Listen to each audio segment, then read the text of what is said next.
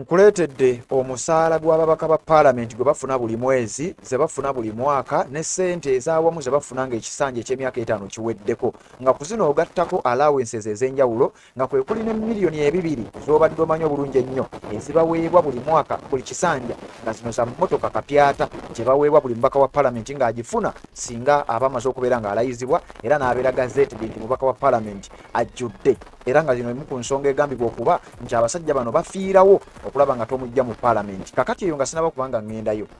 Parliament ku babaka abasukka mu 1500 ababeera mu Parliament y'eggwanga erya Uganda naddala eno ey'e11 waabaddewo ekiteeso ng'ekiteeso kino kyabadde kireeteddwa mu Caucus meeting ey'ekibiina kya NRM yatudde mu State House Ssente nti Parliament babeere nga bagikendeeza ku nnamba oba oliawo n'omusaala gubeere nga gukendeezebwako nga bino byabaddewo mu kiro ekyakeesezza olunaku olwajjo mu NRM Parliamentary Caucus eyatudde mu State House Ssente era nga yabadde ekubirizibwa General Yoweri Kaguta Museveni ng'asisinkanye ababaka mu Parliament abali ku kadi ya NRM. Kigambibwa nti ekiteeso kino yakigobeddewo era n'agaana n'omuntu yenna okubeera nga addamu okubeera ng'aleeta proposal eno ababaka mubaleke babeere bangi ababaka mubaleke bafuna omusaala nga mungi ate nga kigambibwa nti wandiba nga waliwo ne constituencies empya districts endala empya ezigenda okubanga nazo ziddamu okubeera nga zitondebwawo nga tugenda mu kalulu akankumi 2026 kati omuntu babaka bangi nga newadesinga bangi balabibwa nga bakiika era Parliament etera okusangibwa oluusi entebe enkalu ng'ababaka abasinga obungi tebasobodde kubeera nga bakiika. Kigambibwa nti ssente zino ze bafuna ennyingi omukulu bimukwatako okubeerera yonna gy'osinzira okubanga gy'otulabira naddala bw'atambula naffe atanaba kubeera subscribinga nnyongera okutegeeza nti kira wansi awola ekigambo subscribe kikwateko pata kali aka notification kakuyambako okubeera omukwabo abasooka okumanya buli lwe bataddeyo ate n'obanga obeera notified mu comment section tekabubaka kubanga obubaka obwo ku nkomerero ya updates zino nze nbeera nga ate buyitayitamu era nemba nga mbubasomera gatadde obubaka bwo ku updates ze tukadde evudeko lindirira kuba ku nkomerero y'amawulire gano ngenda kujja ate mbeere nga nkusomera obubaka obwo bwennyini omugenze mu maaso n'okubeera nga ate muteeka ku mukutu guno nga sinaba kubanga nkutwala ku musaala ababaka ba Parliament oba omubakawo akukiikirira gwafuna njagala okutegeeza ku nnamba eziri mu Parliament era nkulage omukulu ye akulembera eggwanga General Yoweri Kaguta Museveni kimusanyusa kitya era kimukolera kitya. Gwabadde tondaba kubanga obimanya njagala ogenda subscribinga kikole bamusubscribinga genda mu section nsoke ate mbe nga nkutuusa kiro lyemba nkuleetedde kakati wuliriza bulungi nnyo mu NRM meeting eyatudde Ssente yatuula ekirongo ennaku z'omwezi lumu omwezi ogw'omunana guno gwennyini gulimu mwaka 2025 era nga Caucus meeting eno kigambibwa okusinziira ku sources zennina nti waliwo omu ku babaka ba Parliament eyaleeta ekiteeso nti bannange Parliament nnene nnyo tubeere nga tugikendeezaako olwo nno nga ye ekiteeso akireeta ava ku ki okusinziira ku kamyufu ke babaddemu akaabwe nga NRM nti akamyufu kano kaba exposinze nnyo era kabalabisizza nnyo kakati nti bino byonna byandiba nga bivudde ku muvuyo n'obungi oba omujjuzo oguli mu Parliament y'eggwanga erya Uganda. Kakati olwaleese ekiteeso General Yoweri Kaguta Museveni ekiteeso n'akigoba era yavaayo n'ategeeza nga bwe yategeeza emabega gye buvuddeko nti ye ayagala ababaka mu Parliament be mumuweereza kasita baba nga basobola okuwanika omukono ne bagamba nti yes ku ebyo oba oliawo ye bamukolera ebisigadde oba gonna bafunamu oba tofunamu. Kati nga tuvuddeyo okusinza ku sources ennina njagala kuwa details lwaki omukulu yagaanye okulaba nga Parliament enamba zikendeezebwa. Nina wano ekiwandiiko kye nasobodde okuba nga nsomola era nga baŋŋamba wano bwe bati ngenda kikusomeramu mpola mpola ate nga bwe nkunnyonnyola then oluvannyuma ngenda kukuleetera ababaka ba Parliament bano ssente ze bafuna nzikutemeretemere nkulaga omubaka omwaka we guggwerako aba akuŋŋaanyizza ez'omuwi w'omusolo mmeka ekisanja eky'emyaka 5 we kiggwerako aba akuŋŋaanyizza ez'omuwi w'omusolo mmeka njagala kakkane genda mu comment section teeka mubaka nenkusanga ku nkomerero ya season ja kujja nabo ate obeera owuliriza nga bagamba nti according to those who attended the National Resistance Movement NRM Parliamentary Caucus on Friday, August 1st, 2025. The move was floated as a strategy to curb raising electoral violence and enhance Parliament's effectiveness in executing its mandate. Okusinziira ku bamu abasobodde okusomolera ku byama ababadde mu lutuula luno Parliamentary Caucus y'ekibiina kya NRM mu State House ng'ennaku z'omwezi lumu omwezi guno gwennyini ogw'omunaana omwaka 2025 baatutegeezezza abaleese ekiteeso kino basinzidde ku ngeri gye babadde bakwasaganyizzaamu akamyufu kaabwe nti era akamyufu kano kaabalabisizza nnyo bategeeza nti oba oliawo bino bijja kujja byeyongera okulabika naddala mu kalulu ka bonna akawamu. So n'olwekyo ne bakkaanya oba ne bateesa ne baleeta ekiteeso nti paalamenti omuwendo mungi nnyo tubeere nga tugukendeeza. Ngenda kukubuulira omuwendo gwa paalamenti gw'obadde tomanyi.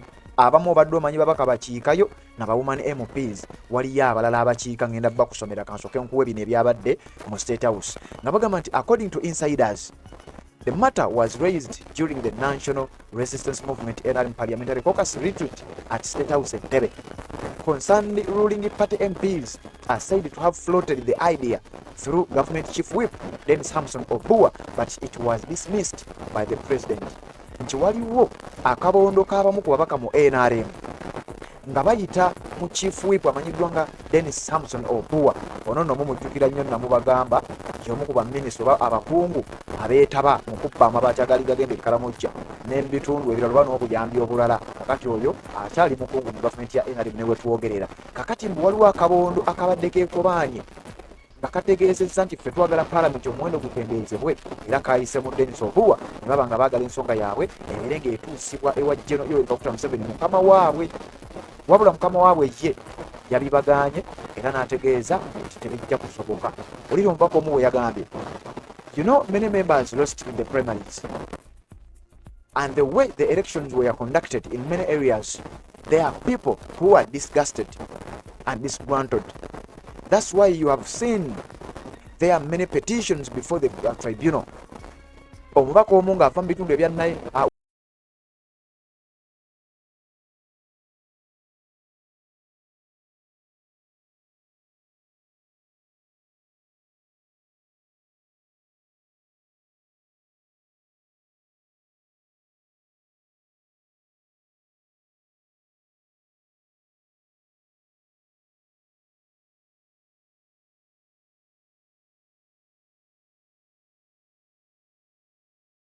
West Nile yategeezezza ng'agamba nti mwalaba akamyufu ke twategeka abantu abangi abaakawangula mulaba okuwaaba n'okuteekawo embeera okubadde kutambula kuvudde ku ekyo emivuyo.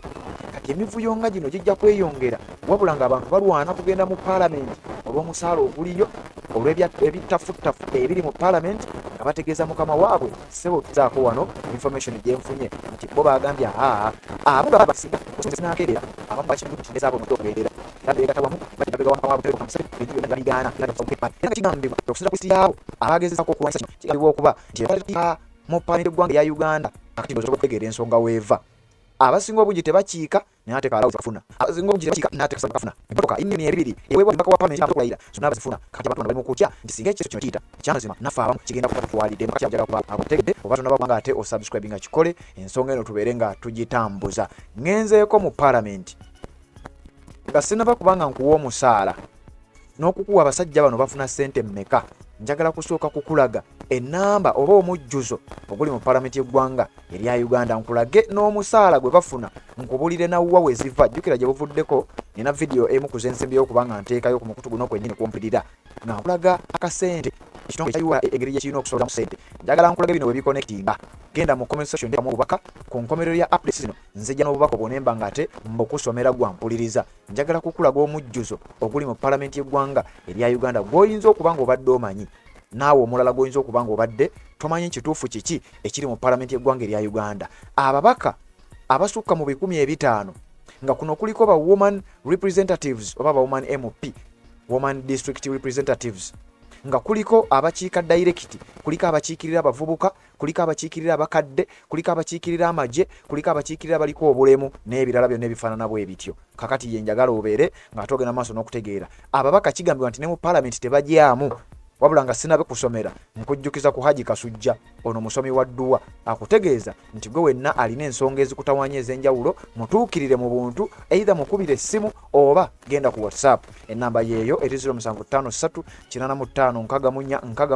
Haji Kasujja omusomi w'edduwa atali musamize wabula ayita mu kitabo ekitukuvu ekya Quran naba ng'ate akwambulula ebyo byonna ebiba bikutawaanya. Kakati njagala tusimbule. Wuliriza.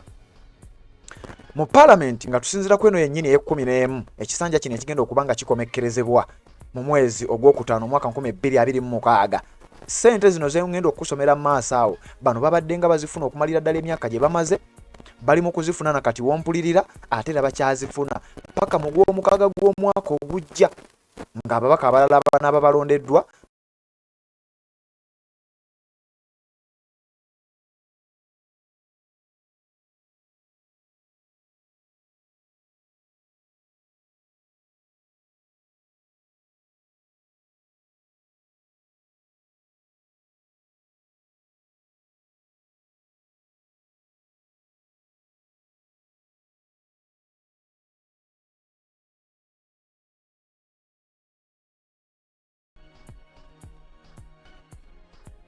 bamaze okuba nga balayizibwa. Kyokka nga n'abamu kubaliyo olwedde basuubirwa okuba nti bagenda kudda, abamu nga bamaze emyaka egisukka mu 2 mu Parliament. Wuliriza, Parliament ye 11 as of 2025 erina ababaka 556, abasinga obungi mbadde mumanyi 529, erina ababaka 556 556 members of Parliament. Kuno nno nga setaddeeko bakozi balala, kuba mulimu abakozi mu Parliament abatali babaka ba Parliament, abatali ba sipiika, mulimu bakiraaka n'abantu abalala. Kati nkubalira bakiika abatuula mu house wali awo woolaba omujjuzo naddala nga waliwo ekiteeso ekiba kigenda okuyita, ate ngeri ebiseera ebisinga ekiteeso ekyo kitera kuba nga kigatta ku General Yoweri Kaguta Museveni, ebiseera ebisinga nga Munnayuganda kimugattako, kubanga ebiteeso ebya buli lunaku oba Parliament entuula zaayo eza buli lunaku naddala nga ziyamba omuntu wa wansi, Parliament etera kubeera nga efaananako bw'etyo. Kyokka bwe wabaawo ebiteeso nga Museveni bimugattako, omuli togikwatako, tugeze Parliament bagenda kukyusa constitution, tugeze bagenda kwongeza myaka gya mukulembeze, bagenda kwongeza bisanja n'ebintu ebirala bwe bityo, kasita biba nga birimu akasente, Parliament bweti bwetera okubeera nga efaanaganako. Kakati wuliriza ababaka abatuula awo mu house, ababaka 556 nga kuno kuliko baliwa. Composition erimu categories zino: ba constituency representatives, direct constituency representatives, ababaka abakiikira zi constituencies, omulizi Mityana municipality, Mukono municipality, Lubaga North, Lubaga South n'ebirala bifaanana bwe bityo. Bali 353 aba bakiika direct mu Parliament y'eggwanga erya Uganda, 353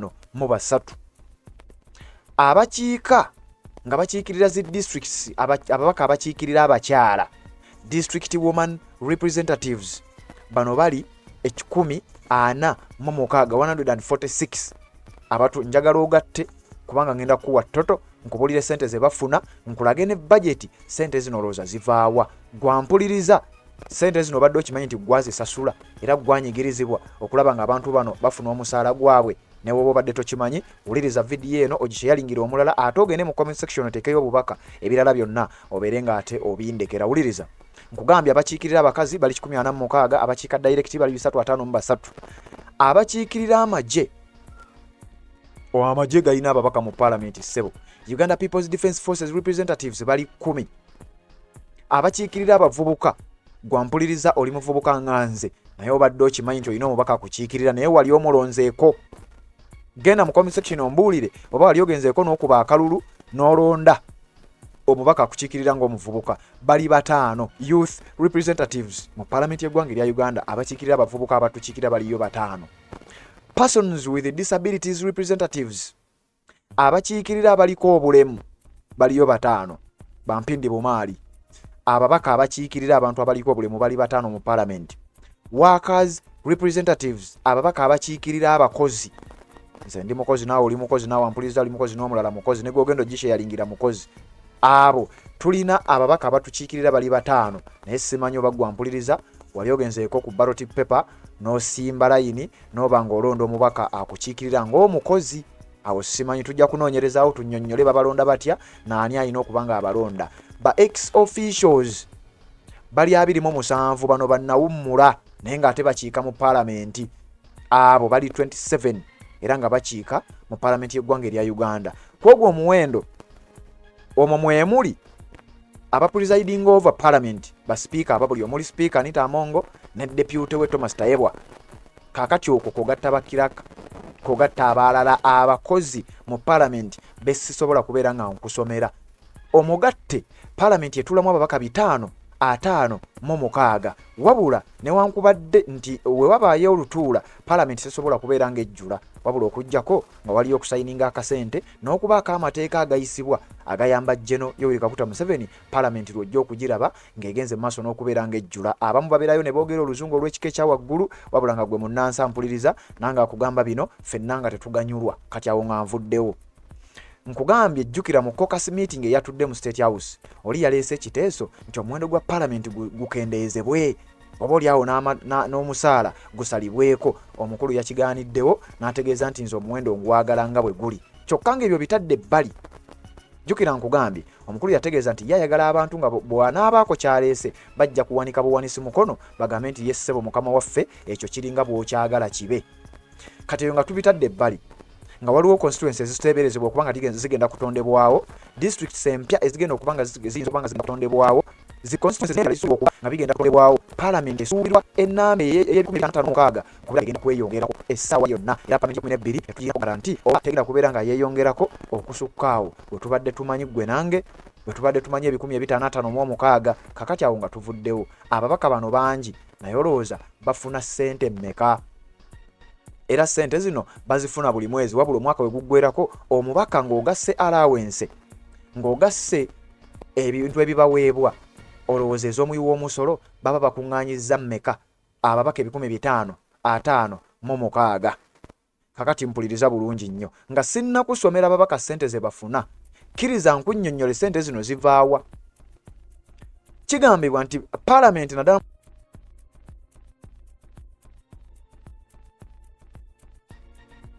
mu financial year eno eyakaggwa 2024-2025 ebadde ne budget ya butabalika 72 n'obuwumbi 136 72.136 trillion Ugandan shillings nga zino zirimu ebintu ebyenjawulo nga mwotadde n'omusaala ogw'ababaka bali benkugambye era omusaala ogwa ssente ezo zengenda okuba nga nkusomera breakdown eri bweti. Total budget ya butabalika 72 nga bwe nkugambye financial year 2024-2025. Recurrent expenditure ezisaasaanyizibwa obutabalika 18. Development expenditure nti ez'enkulaakulana obutabalika 34. Wage expenditure ezigenda mu misaala obuwumbi 117. Non-wage expenditure zino nazo misaala ssente zisasulwa naye nga si misaala gya monthly obuwumbi 779. Ompuliriza bulungi nnyo. Development budget ez'enkulaakulana obuwumbi 20. Ababaka ba Parliament era nga mbino mulimu ebitwala ssente ezo budget gyenkugambye ey'obutabalika 72 Parliament yokka. Kakati wuliriza ebizitwala. Ababaka abafuna omusaala buli mubaka afuna obukadde 6 n'emitwalo 10 buli mwezi.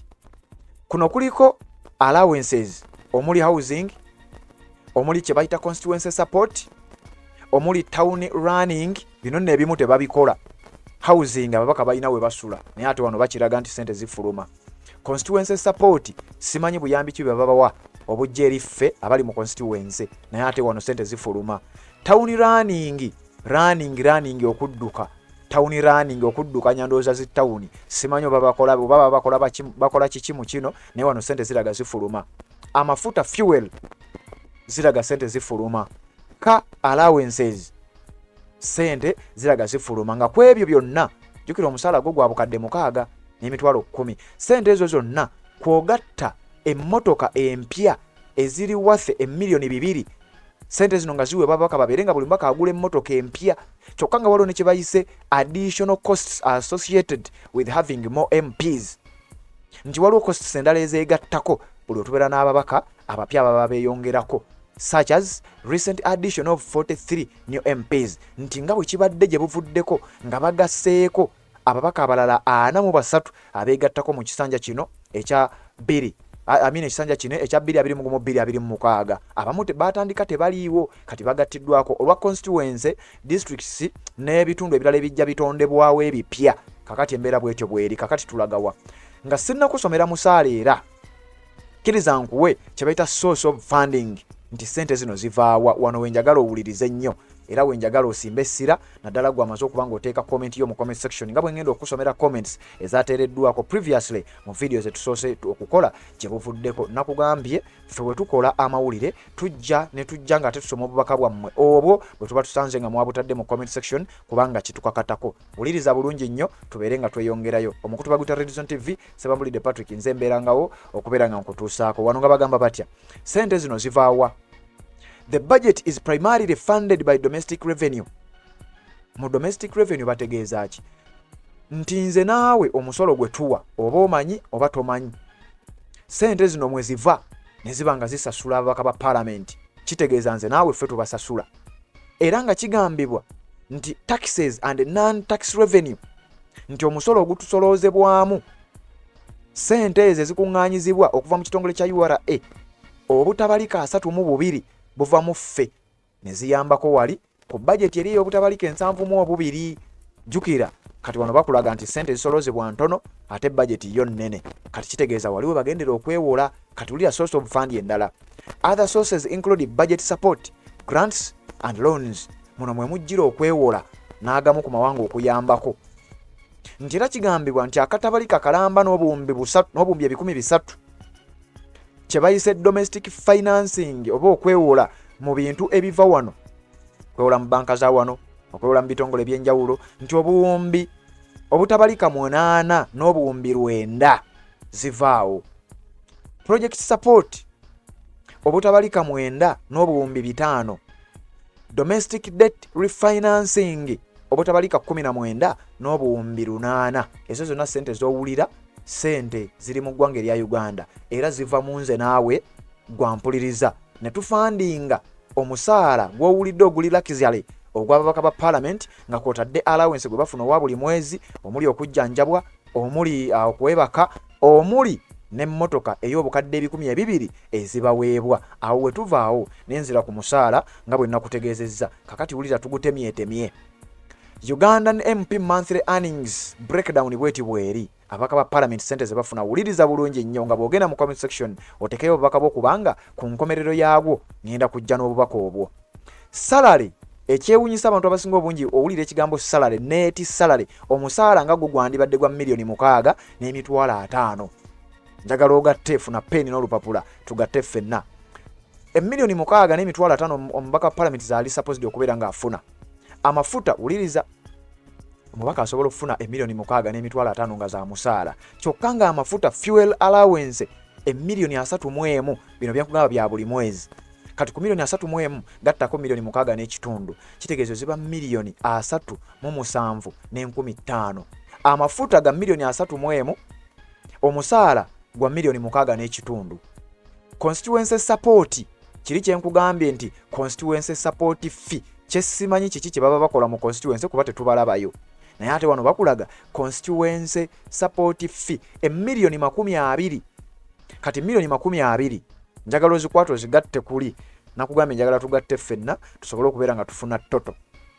$300,000 za mafuta, $1,600,000 za musaala ne $2,000,000 za constituency support. Ezo ziba $1,000,000 tusobola okugattaawo. Then $1,000,000 endala 2 kye bayise town running allowance nga bwe tugatta $1,000,000 bw'ozigatta ku ziri zikola $5,900,000 n'emitwalo 5. Kitegeeza net salary ey'omubaka wa Parliament gwa kukiikirira gwa mpuliriza nanga nkiikirira Honorable David Tukyamuzikalwanga ne Honorable Joyce Baagala Ntwatwa Bennalonda bafuna buli mwezi $5,900,000 n'emitwalo 5 ezitaliiko abuuza. Kubanga bino byonna constituency support fee, town running allowance tubadde tetubimanyi na tubadde tetubibuuza kubanga abasinga tubadde tetubigoberera. Kakati njagala okutegeeza nti weebiri wabula ojja kugenda mu comment section ombuulire baba bakola kiki ekyo era biba biki bye bakola. Omugatte obukadde 59 n'emitwalo 5 egya siringi za Uganda, 59,500,000 Ugandan shillings monthly buli mwezi.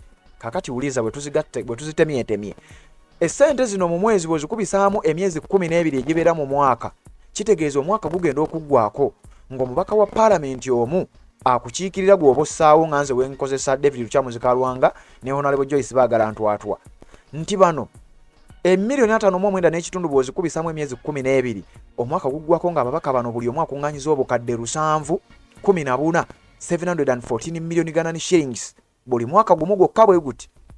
Kaakati bw'oddira emiliyoni zino emiliyoni 714 n'ogamba nti mu kisanja eky'emyaka 5 ssente zino aba afunye ssente mmeka? Kati ddira ogabize miliyoni 714 emirundi 5 kitegeeza afuna obuwumbi 3 n'emitwalo 57 3.570 billion Ghana shillings omubakawo mugagga muvundu obuwumbi 3 n'emitwalo 57 eza buli kisanja. Kakati njagala ogabize tulina ababaka ng'amaze emyaka gikunokkiriza 3 kati ddira ssente zino obuwumbi 3 n'obukadde 507 ogabizeemu emyaka 20 abantu nga Ssemujju Nganda gye bamazeeyo, abantu nga Baameria Kyambadde gye baamalayo n'abantu abalala abadde mu Parliament okumala ebbanga eddene, olabe ssente mmeka oba obugagga bwenkana ki bwe bakuŋŋaanyiza okuva we baatandikira ebisanja byabwe paka olwaleero wetwogerera. Kyokka zino nga sinnaba kukuvaako, tugatta obukadde 2 zino nga teziri monthly, bakiyita ka grant one time or per term. Ka grant obukadde 200 nga zino ssente ziweebwa buli mubaka wa Parliament omupya okubeera ng'agula emmotoka ey'akapyata, asobole okuba ng'anyirirako, asobole okuba ng'atambulirako mu mmotoka ey'ebbeeyi ng'omubaka wa Parliament. Bw'ojja ng'olina Toyota Wish bakuwa obukadde 2 ogende weeyozeeko enfuufu ogule emmotoka ey'ekika kyonna ky'oyagala naye ng'eri wase obukadde 200. Bw'oba ng'ozze ovuga ali ya kawundo bakuwa obukadde 2 ogende weeyozeeko enfuufu ogule emmotoka ekika kyonna ky'oyagala kasa kiba nga kiri wase obukadde 200. Eyo Parliament y'eggwanga erya Uganda gwampuliriza. Omukutu baguyita Red Zone TV, atanaba kubanga osubscribe nga kikole tubeere nga tutambula ffenna. Kaakati njagala kuyita mu bubaka bwammwe nga sinaba kubanga neeyongerayo. Sise Kivumbi webale kubanga gy'oli ku video gye twataddeyo eyasembye ey'omukulu eyaliko minisita amanyiddwa nga Babu Francis ayina ebigambo byayogeredde awo mukama we. Kati obubaka bwensoma abasinga obungi bwe mwataddeko. Webale kubanga ogoberera yagala, this means they know the truth, nti kati ekitegeeza ekituufu mukimanyi. Ono bamuyise Kalule Kenneth, webale kubanga nawe kwoli message etuuse bulungi nnyo. Nakato Prose message yatuuse bale kubanga nawe ogoberera. Lubega Bernard n'atugamba nti eddoboozi lyabadde liri on and off naye ebyo tugenda tubitereeza. Godfrey Blasters nawe bali kubanga ogoberera n'abuuza nti bano abakungu bamalanga kufuna bizibu ne balyoka bajje waffe batuleke. Maama waffe omulungi ennyo Mami Kevin okuva e Switzerland we bali kubanga ogoberera naye n'agamba nti kyokka Museveni awedde nnyo, nti kaakati buli wa Museveni avaayo ayogera ekyo nti oba banzite agamba nti kitegeeza Parliament Museveni buli kantu kugamba nti Museveni atta abantu baffe kiringa Mama Kevin alinga ategeeza bwati nti ekitegeeza kati bano bali mu kukonfaminga nti Museveni atta abantu baffe. Abantu abasinga kye bakayanira nti government etta abantu kyatugambe nti kituufu kubanga lwaki buli avaayo okwogera awunzika ateekako kali nti oba banzite. Mami Kevin abuuza ekibuuzo ekitegeeza muli mu kujustifying nsonga eri era nawunzika nga abagamba nti temwerabira 2026 His Excellency President we gwasinga okwagala ennyo era omu ku bantu benkakasa nti baagala nnyo President waabwe mu ggwanga erya Uganda His Excellency Robert Kyagulanyi Ssentamu. Mami Kevin abagambye temwerabira okulonda His Excellency Robert Kyagulanyi Ssentamu mu mwaka gwa 2026. Kafero Donozi we bali kubanga kwoli message etuuse bulungi nnyo ate ku mukutu ogwa Red Zone TV. Naawe atanaba kubanga oteekako obubaka bwo kirira mu comment section teekayo obubaka obwo tujja nga tubusoma ku buli update gye tuba tukuleetedde. Waliwo wano message endala eyavudde wa Muteesa Sira Samuel we bali kubanga naawe kwoli ayogera ku nsonga z'emisolo egiyitiridde n'agamba ekyaddala kisusse twetaaga ne tuba nga abasajja bano batuviira. Agnes Nyandoyi nawe bali kubanga kwoli message naawe yatutte bulungi nnyo n'ategeeza abajja abasolozebwa womusolo nti bo bannaye temuleeta peya za ngatto mu suitcase abategeeza. Harriet Namutebi